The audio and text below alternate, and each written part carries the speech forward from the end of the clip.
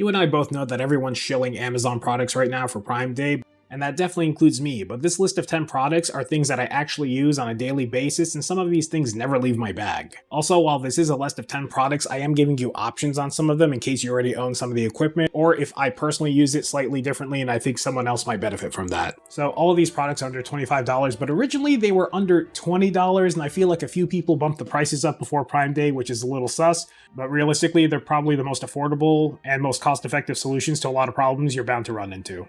Getting right into it, number one product, undercovers. But go ahead, you care so much about your undercovers? Something that drives me nuts in some videos is when people have the lavalier clipped right here. Sometimes it muffles their voice, a lot of times it rubs against their neck, and like aesthetically it's not the best thing in the world, especially when it's an established professional that's speaking. Of course, at the end of the day, if the information's good, it's good, it really doesn't matter. But if you're trying to do something like this talking head that I'm doing here, or if you want to make a client's video look better, having some undercovers will take your audio a long way. The first reason is that if you're outside and it's windy, you're not going to pick up any wind. So I use these pretty regularly, although they do also have overcovers if you find yourself doing this in really cold weather and people have jackets on. Those are a great option because they're even thicker and you can keep them outside on a base layer instead of like on your shirt and it just ends up being muffled audio from all the layers a person's wearing. These allow you to mount a lavalier. Like for me, right now, it's mounted over here on top of all my chest hair, and on top of it not being a distraction by being clipped over here, the audio is really clean, it's protected from any wind noise, and it adds that layer of refinement that really does make your video stand out a little more than others. I'm wearing a black shirt, so I've got a black one on, and also the material I wear is pretty thick, but they do come in a variety of colors in case you end up wearing something maybe a little more see-through, in which case, you know, when I see a contrasting dot, that also becomes a distraction for people. So again, these are the undercovers I use. There are a couple of different brands. I do like the Rhyosites. I do have some of the other brands. I find that on some material, you still get the scratchy audio. So just based on that, this is the brand I'm going to be recommending. You get a 30 pack for a couple of bucks. Now keep in mind, these are one-time use. Some people try reusing them. You're just going to run into problem. A 30 pack is just a couple of bucks. Don't try to cheap out. You're just going to give yourself problems. Moving on to the next product is a multi-tool, specifically this multi-tool. This is a multi-tool. All right, let's get that B-angle view. I gotta block my face a little bit. If you're shooting video and you have a camera cage, this is a necessity. The thing is, they sell multiples. So this one is twice the price of this one. And while yes, it does look snazzier, they both have the same 7 tools. So I'm not sure if it's worth the premium. It is easier to get a little more torque on the screw for sure because of the grip. But this is the one everyone's been using for 4 or 5 years ever since they came out with it. The other important thing is that note that it's easy to see that there are no blades, which means you can fly with it. And that's kind of why this thing is really handy. Typically when I'm flying, I do carry my camera bag with me, and you will not be allowed on a plane the multi-tool that has a blade. Having one is a necessity. More than one is nice to have so you can just leave it in a camera bag, and that way you don't risk forgetting it when you're going somewhere. Okay, so the next products are these option products I was talking about, and it's these mirrors, these mirror selfie screens. Will you look into the mirror? This one's made by JJC. UU Rig made the original one years back, but it wasn't adjustable. And so if you had a camera, specifically the Sony cameras, I think, that had an offset screen, you'd only be able to see half of it. But for the longest time, this is how I was doing YouTube videos, review videos, is that I would literally just screw this on my Fujifilm X-T3, and you had a clear shot of the screen, just like this. This is just so you can see it from here, so you have the lens pointed at you, and then you can see a reflection of the screen. Really, really handy when it comes to framing yourself when you don't have a monitor. I've even used it like handheld vlogging in the past as well, because it does have cold shoes on the sides and on the top where you can attach a microphone and a light if you wanted to. I don't know if I'd really recommend the light. Just keep in mind, if you put like a shotgun microphone up top, it is offset, so I just keep the microphone if it's a shotgun mic on the side, or I just use a lavalier system. It's really frustrating when you're trying to record yourself or frame yourself for a photo and you can't see anything, and this is a really cost-effective solution to that. Now, this is what I recommended for the longest time, and I still think it's great, still a great option. But now Nicey Rig, a year or two ago, it was over the pandemic, they released this thing here, and it gives you an even wider field of view. See if I can get the beat cam here. I like it because it's adjustable. It's not adjustable left or right, but if you have something with a centered flip screen, it's really good. This is really a lot better for talking head videos, so if you're doing videos at your desk, no problem whatsoever. The other reason why I like this one is that if you shoot any videos on your phone, yeah, so this is what my mobile rig looks like when I'm traveling and I don't want to risk shooting any content with any of my professional gear, obviously, so I'll just shoot stuff on my phone. And I don't know if you can see it perfectly, so I'm going to show you my perspective using this camera here. So you can frame yourself very well. Like right now, I know there's my little server, there's my little camera collection there, all my old boxes that just serve as a backdrop now. A light stand in the back with the light off. It's kind of hard to get the perspective on the camera, but I'm telling you right here, like I can see myself, I can frame myself perfectly. The benefit, of course, is that I get to use the main cameras in the back here. That gives you access to your main cameras on the phone, which are considerably better, and it's compact. Like you can pack this down really easily. It comes in its own little case. It's not the most protective thing in the world, but if you're careful, you should be okay. I'm not sure if it's glass or if it's just like really reflective plastic. It's a good solution. Doesn't require any power. Doesn't require another accessory. Honestly, I think this is the best solution until they start putting actual screens on the back of cameras. Next product on the list, bongo ties. Master, what's a bongo? Love the bongo ties. I don't even know how these came into existence. I don't know what the relevance of the hula hooper on the packaging is. I can't tell you that if you walk onto any production floor, you're gonna find tons of these around. A lot of people carry them in their bags full time.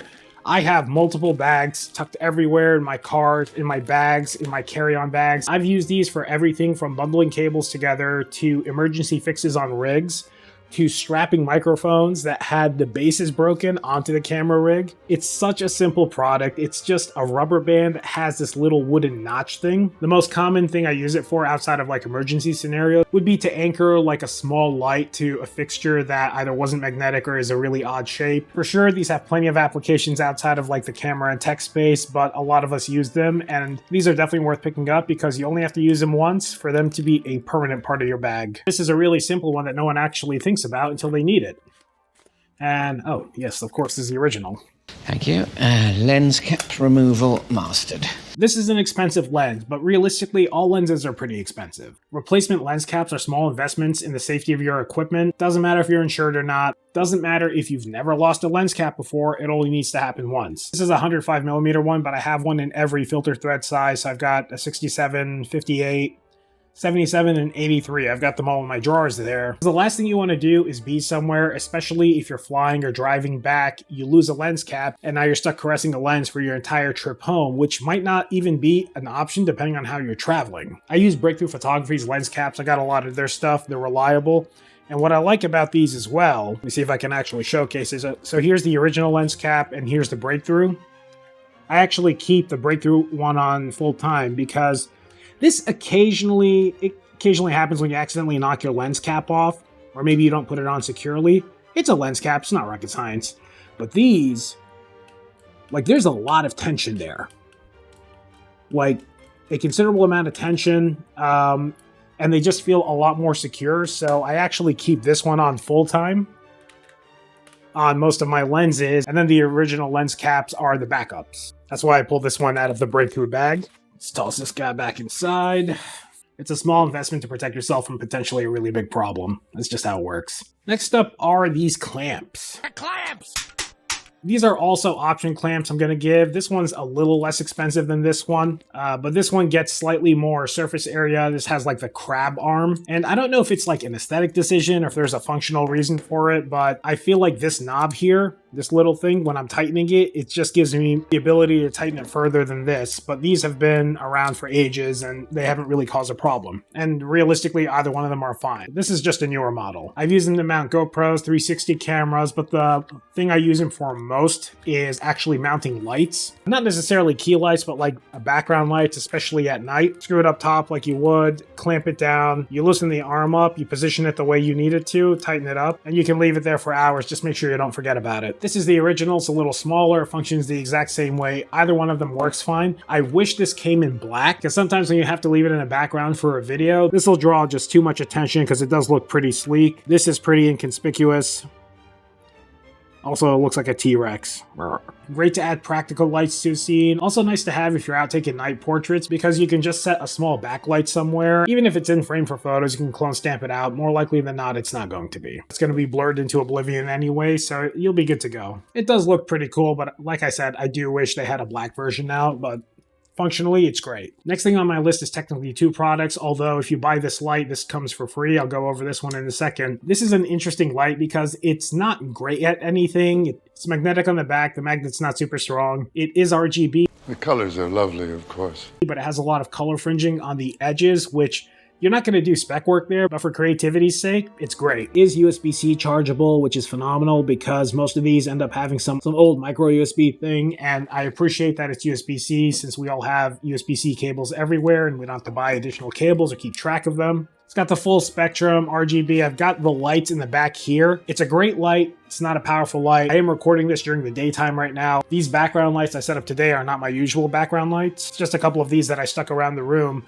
And you'll be able to see some of the things I'm talking about a little more. The color fringing, like this is now 167, kind of teal, but you can see even here, like you have the green tint because green is going to be the next color it goes up. So it's not going to be a perfect blue. For backgrounds, it's nice. For photos, it's actually really nice at night. It's got a cold shoe built in, 1/4-inch screw on the bottom of the cold shoe mount. So you have a ton of mounting options, but it also comes with this thing here, which I really like and I want to showcase it. And this is actually something you can buy separately as well. It's a cold shoe for this.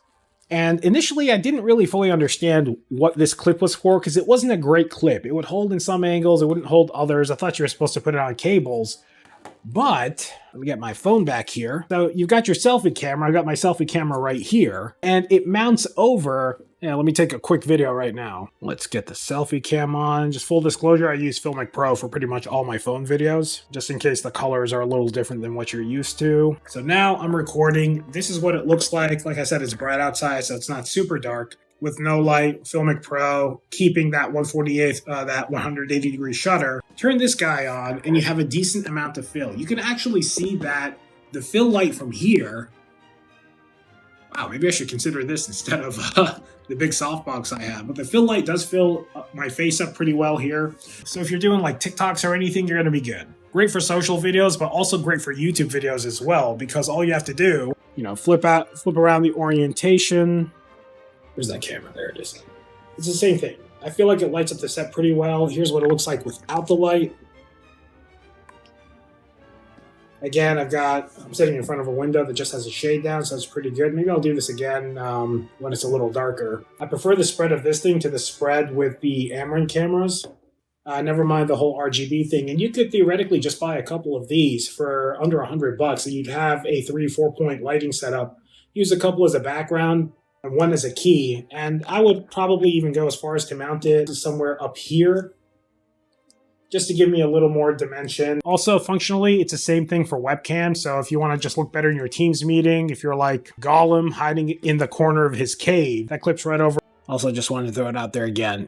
So as you can see, this one here, this is sold separately. This little window here is why you can put it over your selfie camera or your webcam on your laptop or whatever the case is. So here's another one where you have options. The important thing is it's a gray card. It's large, flat, and gray.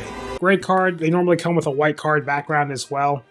And for the record, yes, you can set your white balance on this. White side is when you're setting exposure, and this is supposed to be the most exposed item in the background, because once this is overexposed, you stop, and that way you prevent anything else in the scene from being overexposed, or you start lighting accordingly if it's like a really overexposed sky in a really shadowy area where you're taking your photo or video. The gray card sets your white balance. Different ways to do it on cameras. All third-party phone apps have the ability to set custom white balance, and this is how you get proper skin tones. It's also useful for photography because if you've ever been in like really bad hotel or indoor lighting and you've taken a photo of someone and they come out orange or green, it's because the auto white balance is trying to compensate and figure out where the white point is, which like typically outdoors, it does a great job at it. Indoors, we have a bunch of lights with different color temperatures and lights reflecting off different surfaces, giving off more colors. You're asking a little too much. But what if I shoot in RAW? Yeah, you're just going to be spending a lot of time trying to correct for the person's skin color. I'll give you a couple of different options for these, but this is my personal favorite. It's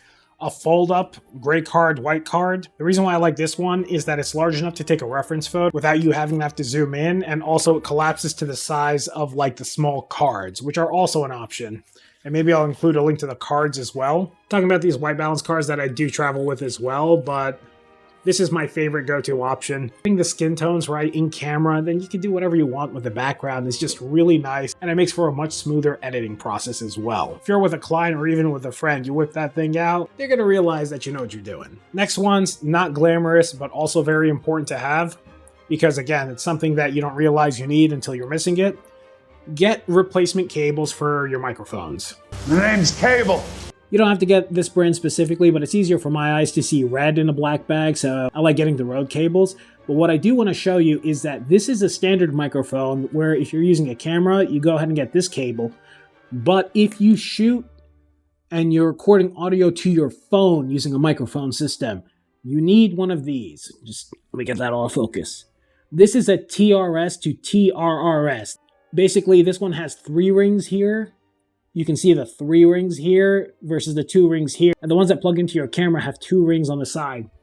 If you get the wrong one, if you get the one with the 2 rings and plug it straight into your adapter, like I need this adapter here to plug it into my iPhone, and you plug one that only has 2 rings in, you will get no audio. Similarly, if you plug this into a camera, you will get no audio. And honestly, if you're not monitoring audio and you shoot a whole video and you come back and you realize you have no audio, it's not a great feeling. Last product, people who do location shoots, especially if you fly, you're gonna love this. You get your stands and whatnot, you need to anchor down your lights because you have a big softbox. Obviously, you go to a sandbag. Problem is, you're not gonna be flying with a 25, 30 pound sandbag. So you get one of these. This is a water bag. A water bag. Aha. And it's a water bag, it's exactly what you think it is. Has an opening right here for you to pour water into, and then you can spill it out afterwards. So if you're out and about in the wilderness, or if you're flying to do interviews in hotel rooms and you just need to anchor down your lights, this is what you do. You take these, you don't bring sandbags because you can pack them down, carry on, check bag, whatever. If you're using a C-stand, then it's just like this. You plop it onto one of the legs. I've got a travel C-stand that I use specifically for that. If you're using a portable light stand, then you can just click this thing onto the little hook on the bottom where you're supposed to be putting like your backpack or some other weight there. I've given these away more than anything else because most people don't know they exist. Again, a very handy solution to a really annoying problem, and it's not expensive. That's pretty much all I have today when it comes to shilling products. I will have all links in the description below, along with links to my equipment. That's here. If you want to buy those, please do. I've been looking to make longer videos, especially on the type of work I do. The problem has been getting permission from some of these jobs. So what I'm doing is I'm starting to structure my own individual shoots, specifically with the goal of putting it out for YouTube in addition to generating content and updating my portfolio a bit. It's a weird problem to have, but you know what? They're paying my bills, so they take priority over anything on this channel, unfortunately. With that being said, if there's a video you'd like to see, let me know in the comments below, and until then, catch you next time.